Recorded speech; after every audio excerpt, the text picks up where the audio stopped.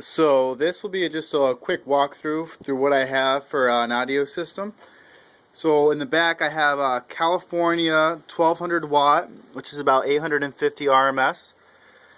It's currently hooked up just as a single channel, but it has a dual channel capacity, which I can also bridge for the mono subwoofer in the back, which should work because you got two inputs left and right on the top. The crossover is not hooked up though.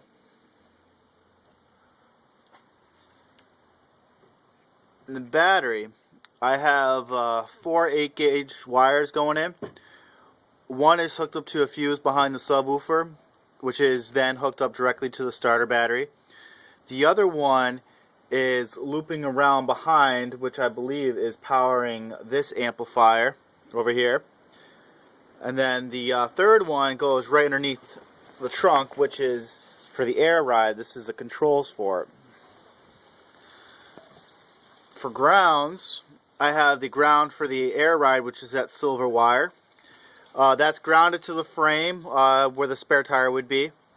But I kept that there and I added a second nut to it just to bring up a second ground for that to the battery, which is then grounded to the frame in 2 different spots.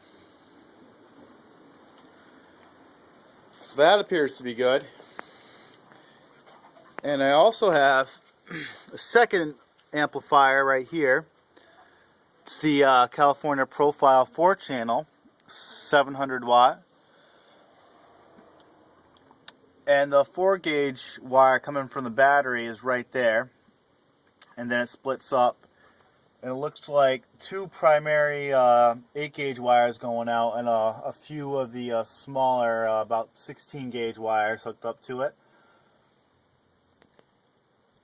Has a few boxes in the back, which I'm honestly not too sure what they do.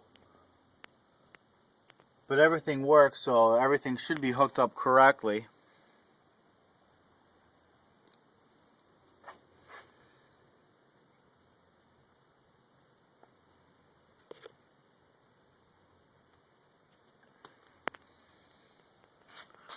Underneath the seats,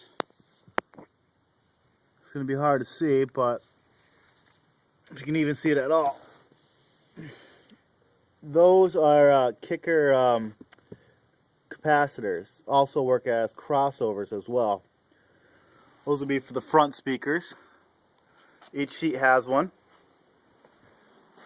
As well, in the trunk, I have these as well, which work as a crossover and capacitor for the system. There's also these gold, I even know actually what they are. I believe they're resistors, but I could be mistaken. There's not a lot of markings on them. You probably can't even read it from there, but I believe everything's hooked up correctly. There's really probably not much else I can really do to it to improve performance.